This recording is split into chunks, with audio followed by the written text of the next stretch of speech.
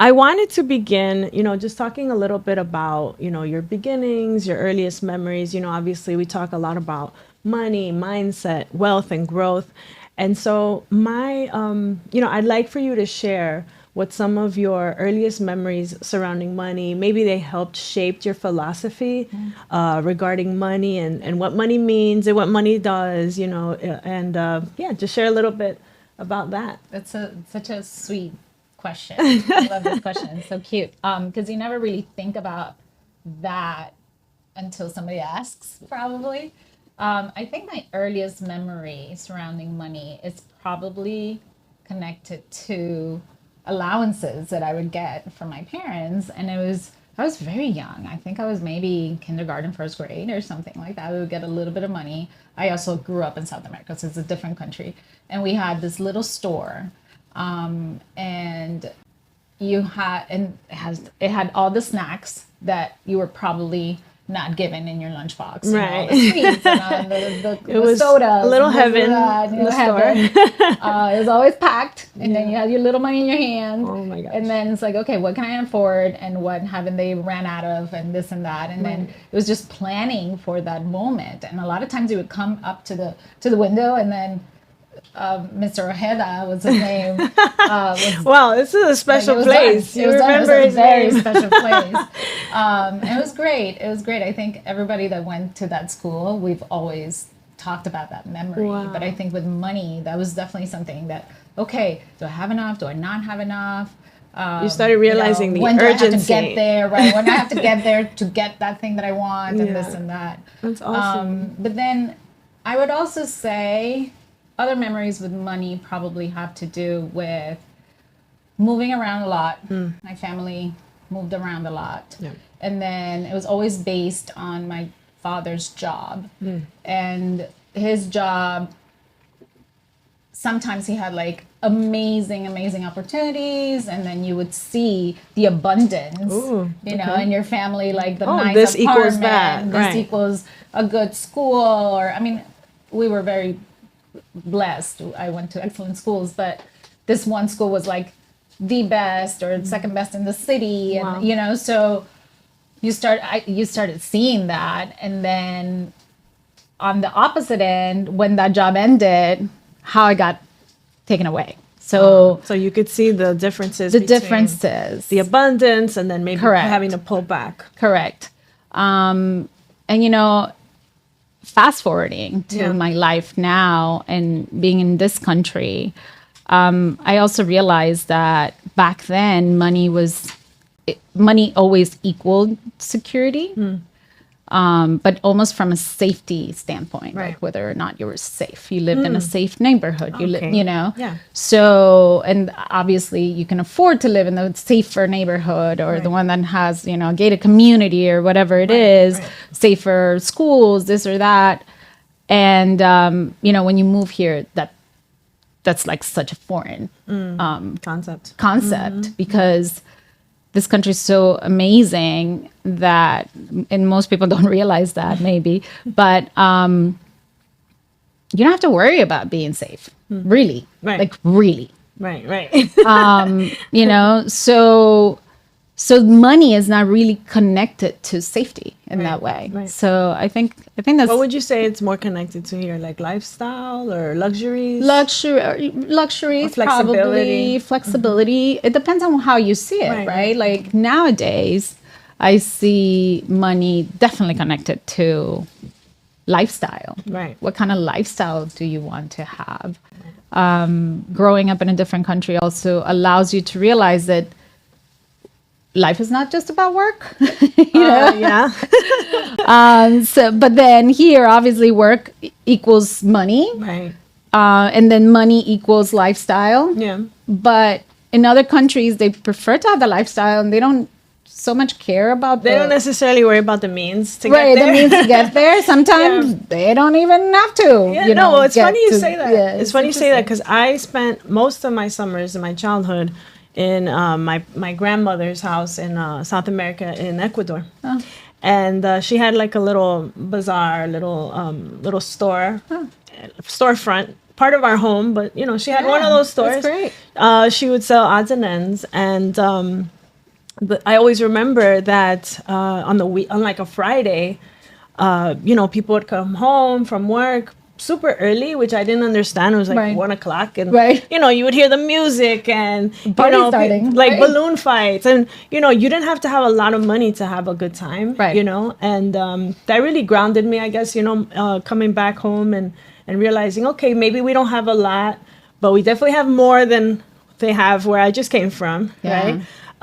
And maybe I don't need a lot to have a fulfilling life and Correct. have good relationships, Correct. But then you do realize, okay, there are certain things I want in life or certain lifestyle that I want in life.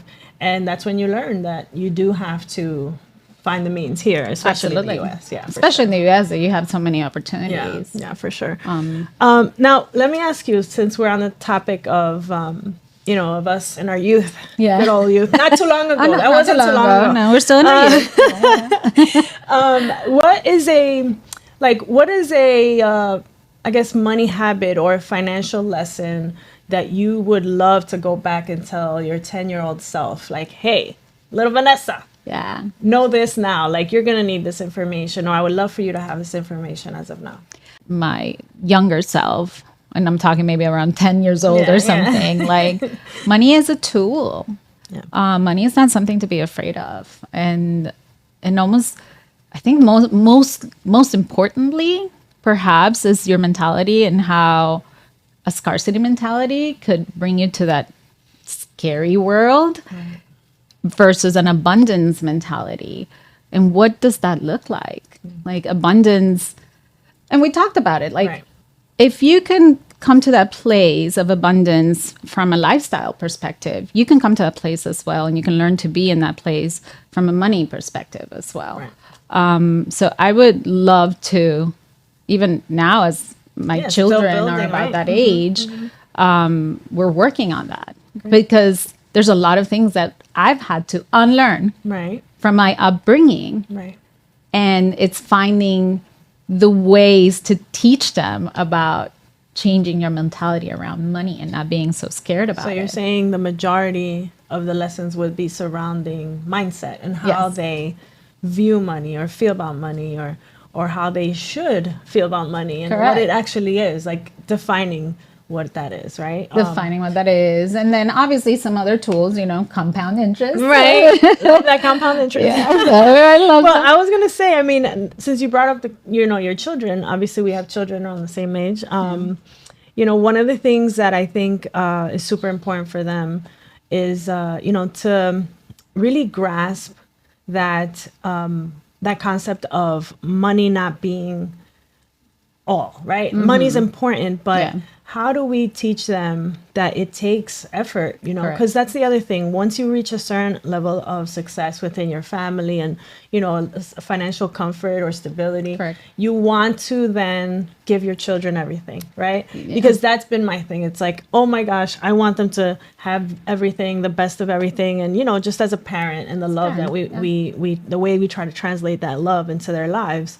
But is there something you do now, knowing what you know, as far as the kids? Like, Yeah. is there something that you're trying to instill in them, or a certain way you're doing things, knowing the things that you went through as a kid? Yeah, I think it's such a good question.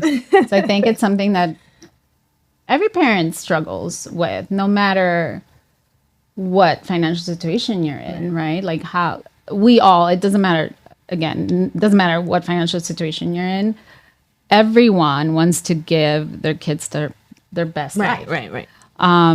And something I've noticed in this country, because I've seen it from friends or family members, that it really doesn't matter nowadays what your financial situation is. Pretty much everyone, if you have a credit card, can afford anything you want. Right. You don't necessarily have to have the You don't have to funds. have the Right. funds. I mean, they just put it on a credit card and get in debt. Right. So technically, you could really just give your kids a lot of things that someone, let's say, in other countries can't afford. Right. But so it doesn't matter where your background is. financially, I think the root of an amazing education around money and around what you have is in gratitude. Right. And counting your blessings. And it sounds very simple, but that is something that we've been doing a lot with our kids, reminding them that this isn't something that just appears out of nowhere and happens. It took where we are now. Steps. We are very blessed. We talk about this all the time. I tell them not to talk about money with anybody, really, because they're still young and they won't understand how to talk about it, or even their blessings, their opportunities. There's ways to talk about those things, but not to fall into the trap of, oh, look what I got, or this is, keeping up with the Joneses. Or keeping up with the Joneses. It's not about that, It's more about gratitude and how many people can you help. Right. My husband always tells them, help somebody today. Like that's almost when they leave home, it's like, help somebody today. I love that. And then that's awesome. Sometimes, we're not perfect, but sometimes we remember to ask them, who did you help today? Or questions that you can ask when they come back from school is like, did somebody make you laugh today? Yeah. Like something that's more... What'd you learn today? Nothing. Right, because they always say, no, how was school today? That's the, it was good. It's like good. And those are very just generic questions. But if you try to make them a little bit more simple, it makes them think. Yeah. Like, who did you eat lunch with today? Who did you eat lunch with today? Who did you help today? Did somebody do something funny today? Mm-hmm. And then sometimes from those answers, you can connect them to your current life, or... we take a lot of trips, and we learn so much from those trips.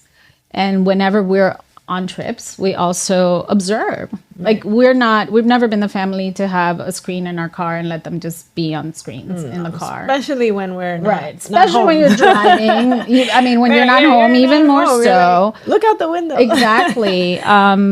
So there's learning opportunities. Sometimes we listen to podcasts that are interesting. So they're like they're little sponges right now, just absorbing. They are. So might as well take advantage. That's because come the teenage years, they might not want to listen to me anymore. We are all hopefully. I'm trying to slow that countdown. Down as much as possible. I know it's real. So for now, we're trying our best to just remind them how blessed they are, how to be grateful, how to be helpful.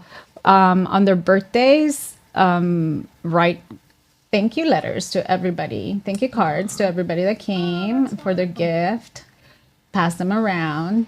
And sometimes, I'll be honest, candid, sometimes they're embarrassed to give them because it's not that common. Oh my gosh. You would be surprised. So it's like, no, you spend so much.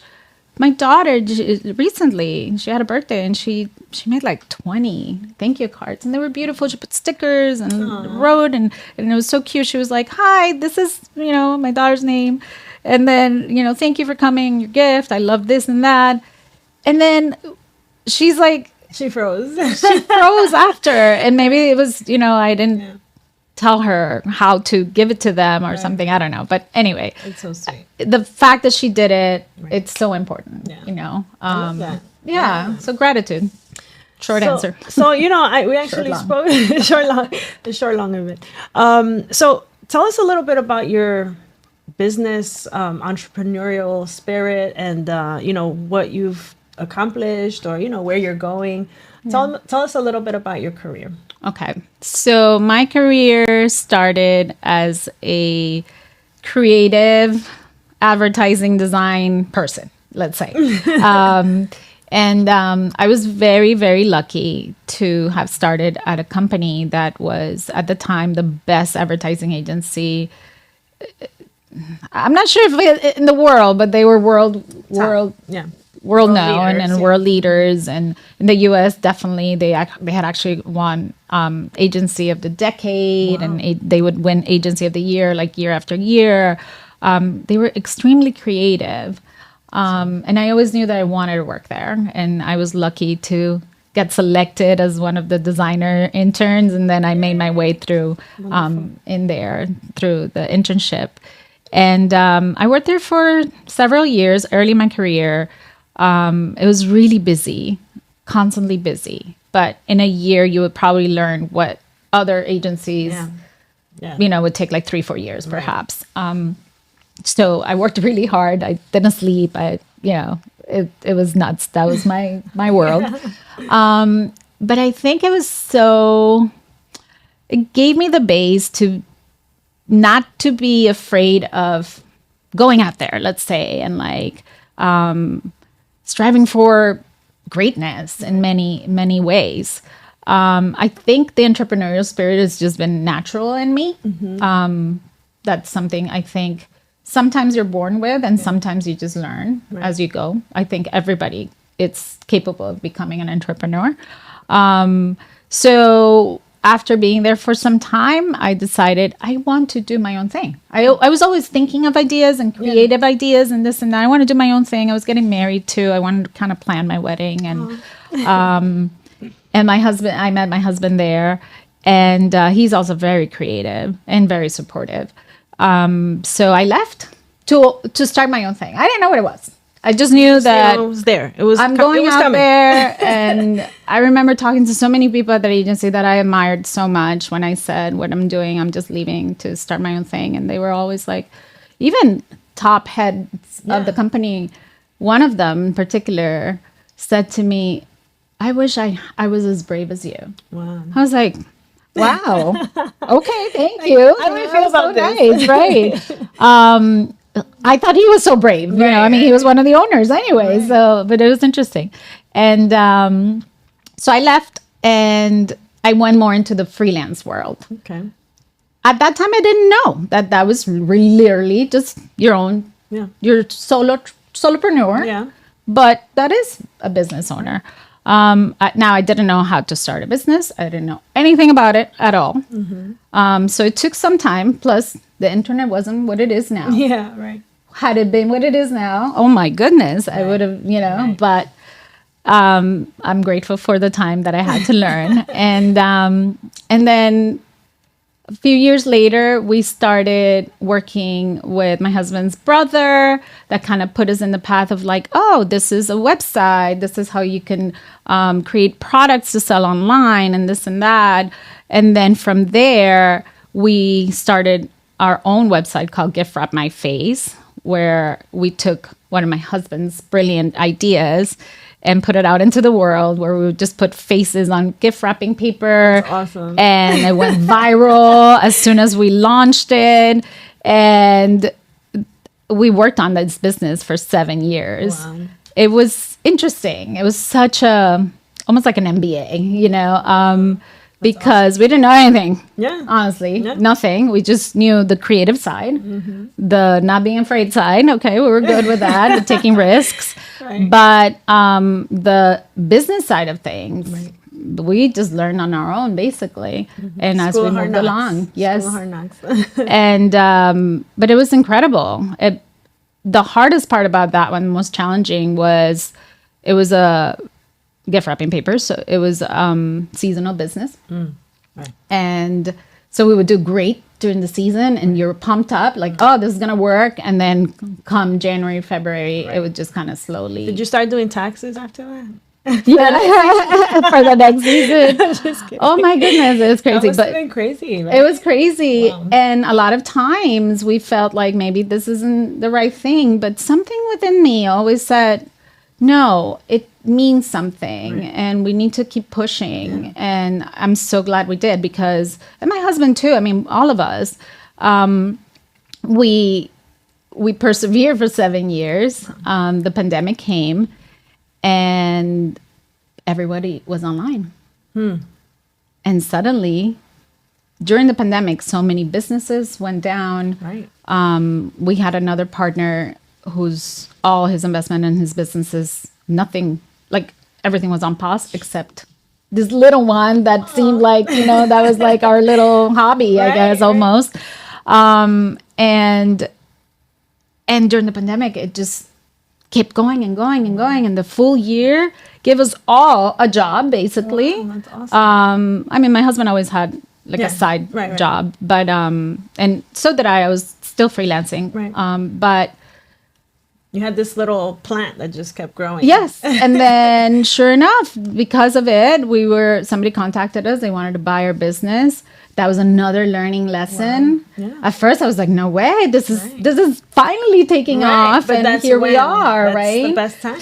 Yeah. But that is when, and I said no at first, but they were Persistent. persistent, and that was fantastic. Sweetening the deal. a Yeah, little and then bit. we learned too, like we looked at the numbers because truthfully, we were such in the creative side of Yeah. things. I mean, our partner wasn't, but he was more in the numbers. Yeah. But he was so supportive too. He was like, I love your creativity. We'll do what you guys want, this and that. But I'm so grateful to him too, because when we sold, we were ready mainly because of him. Oh, great. Because it does take that other arm. Yes, to, of understanding and everything, like how he had set up the books, how he had everything. Everything was ready. It was clear. It was an easy, fast transaction. Great. And then from there, I think we started changing our lives. Up until then, I definitely was the business owner working on her business all the time. Right. You know, once we sold, it was like, okay, let's take a little break. As a family, we've been nonstop. Our kids have grown up seeing us in business and working and this and that. They've always been very involved because a lot of the time we work from home. But it was just like, okay, now this is our moment to take a pause. Let's spend some time at home, taking care of things that were always, in the back burner for all because those you're so years. busy and going for so many years. Right. And let's take a couple months off. So my husband, I told him, you cannot work. Like, do not take any freelance cannot work. gigs, like nothing. Wow. We don't need to. This is our moment. Let's literally pause. Like, Let's pause. Okay. You will be going back to work at some point because you Let's can just never do not this. work. And Yeah. same with me. Right, I right. like what I do. Of course. But let's just take a pause. And we did that. And it was fantastic. And it allowed us to spend time thinking about, okay, what do we really want from our lives? What does this mean? Like, we don't want this craziness, even though it's your own business, it's still a rat race because Yeah. you're It's a constantly hamster wheel, going. too. Yeah. So what do we really want? And our biggest value probably is it's surrounded by our family, Right. our family values, spending time together, knowing each other. So it allowed us to do that for the first, for those 2-3 months that we took off. And then we got back to freelancing. And then I had started that freelance business years ago. So when we're still working with them for years now. They're our client. They called my husband. He's like, I can come with my wife, who's my business partner, and this and that. We were ready. Yeah. Like we had been set up for, even though that business was my freelance, it was ready. Right. And now it became, Your main business. now it's our main business. It's what's allowing us to almost give back. We love the people that we work with. They are fantastic. Not only professionally and they're very creative, very capable in everything that they do, but they're amazing people. And we want to, I think, my next thing is I want to give back. Right. And, that's pretty much the entirety of my career. Well, but- that really begs the question. I mean, thank you for sharing that. But it begs the question, what have you found in your success to now define what it means to be successful, what it means to be happy? Like, what has, your financial stability taught you? Now as a successful woman, a successful business owner, but also as a mother and a family woman, what does it mean now? Like, is it what you always thought it was? And that's why I started with, your 10-year-old self, because at some point money meant I'm going to get the best candy today. Right. Absolutely. And then obviously over time things evolve and we learn things, and School of Hard Knocks is, we all went to that school. So what do you think now, all these years fast forward and having sold a successful business, grown a new successful business, which I love, by the way, and And, what does that mean now? Like, what does it mean? What mindset are you currently living in? And what would you want people to know? Or if there's someone at home that's like, hey, I haven't had the opportunity to jump ship and maybe start my own thing. I haven't had the financial education or the financial literacy that it might take to, start a business or, put myself in an uncomfortable position. Yeah. What would you say? Okay, so let's start with what I would say, because I was in that place. Right. I was in the place of not knowing about business or even how to start one. With all these questions, I've always been very curious about life in general, I think, and then which is very helpful, but also like my blessing and my curse, because then my brain is never off. But I had so many questions like, oh wait, but how do I set this up? And like, am I legally protected? And how do I pay taxes? And like, who do I need to hire? And like all these things, right? But even before that, before my businesses had really taken off, I think we were in a situation at some point where we had a lot of debt. We had young kids. Right. We had recently just purchased a home. Everything was just expenses.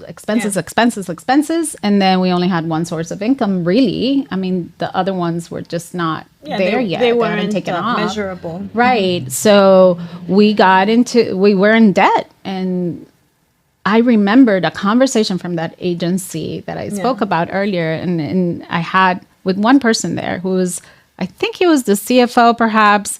And then he said something to me that I will never forget. And it always stuck in the back of my head. And it's like, yeah, my wife never pays credit card fees. Like, right. she interest, right. And I was like, how? Because in my family, my parents always pay them, So I'm like, how is that possible? And he's like, I don't know. She just figures it out. But then he said, actually, oh, she does do a lot of balance transfers. So I'm like, I don't even know what that is. And I remember this. So when my husband and I were in debt, I was like, wait a minute, isn't that this thing about, I remember this conversation and balance transfer fees and this and that. And him and I literally sat down like homework, schoolwork to figure this out. And I was so proud of ourselves after we put this together. We put an Excel sheet, all of our expenses, all of our income, expenses, debt, how much interest we were paying in each credit card. And then we came up with a plan. And then I applied to a few credit cards that would to see how much credit I would get. Mm-hmm. He had some open credit. He always had like emergency credit cards and here and there. And it's like, wait a minute, if we pay this balance transfer is cheaper than paying the interest rate here. It's like, oh, okay, let's do that and this and that. And we planned it out. Mm-hmm. And in less than a year, we were out of debt. That's awesome. So just that gave us so much power. Like, I think like, wait a minute, what else can I do? Right. It really only takes a little bit of research and organization. Mm-hmm. It wasn't even that much. I'm not that smart with that stuff, but especially at that time, I'm like, wait, this was just somebody mentioned something and my curiosity, even though it was years later, brought me to this place. So what else can I do with this curiosity or what else is out there? Right. So I started doing a lot of research. I'll be candid. It was Instagram research, but Instagram research in the sense of like, oh, as this person is saying is interesting, let me dig a little deeper. It's not like, oh, this is what they said and like this or that. I've signed up to like those courses, they're like $50 here or there, $30 here or there, whatever. And there's a lot of people out there willing to give away so much free information. Right. So much. And all it takes is maybe you take that little course, maybe you don't sign up for the whole thing, maybe you do. It depends. Everyone's path is different. But you can find out a little bit of information here, research more, find a book in it, listen to it in the car while you're on your way to work, or picking up the kids, or while you're cleaning, you have your headphones on or putting things away, whatever, reading at night. So I started going into this very just learning path. And I think self-study, right? self-studying and all this. And that's how I actually found you. Yes, it is actually. Yes, because I realized that I needed someone like you in my life, and someone that would support this journey. It is a journey. And help us, with questions that, yes, you can do a lot of research online, but you still need that support. You still need that extra help here or there. I think what it is, not to cut you off, it's also that, like you said, there's so much information that it's hard to tell, what's going to apply to you and your situation and your unique, family dynamics and things like that. But yeah, I'm so happy you found me because, like I said, we've become great friends. Yes. So I love that you're still on this journey. Like we work together, but every time we meet, you're like, hey, how about this? Or how, and we actually are learning from each other at this point. Yeah. So it's beautiful. And so what would you say? I mean, how do you feel now? Like, what is this happiness like financially now? So yes, going back to answering your question about success or happiness and happiness, I think definitely now I know that success equals happiness. And you are happy really based on what your values are, and are those being fulfilled. Our values are definitely surrounded around our family and how much time we spend with them. What's our quality time? And then from there, you realize, okay, our wealth is really measured by how much freedom we have with our time, how we can balance out our responsibilities with our clients, with our business, and our family. And we've been so blessed to find an incredible balance. It's not perfect. No, nothing's perfect. Right. And perfection, it's a lie, because it robs you from being in the present. Right. You're always thinking about what's out there. How could it be? Exactly. Right. And then you just don't take any action. Right. So success for us and happiness is really not being afraid to make decisions and trying new things. Like, yes, we could take this risk on this, and we are not risk averse, but I also would say that we're not like crazy and we'll just be irresponsible with our decisions. But being able to have that time, because that time allows me to do all this research and learn new things, and be able to plan out how I see our family life and for my children's future too. So that brings me a lot of happiness. And I would say the second part of happiness for me is always being able to give back in some way or another. Mm-hmm. I feel like for right now, the way we give back is teaching as much as possible to anyone that perhaps works with us, or friends, sharing our information, like the things that we've learned or some of the things that we've done. Be it that, we made a decision on investing on something, and how that's happening, like sharing it with our close friends and family, and even people that work with us. They'll have questions, it's like, oh, do you think I need to do this in my business, or it's tax season, I need to submit this or that, what do I do? And then being able to tell them like, oh no, you don't have to worry about that, you can do it this way with confidence. It's a big thing for me, and I know for my husband too. That's kind of like a way to give back, right? And being able to provide jobs for people, that's huge. So that is really the whole component of that full happiness. That's wonderful.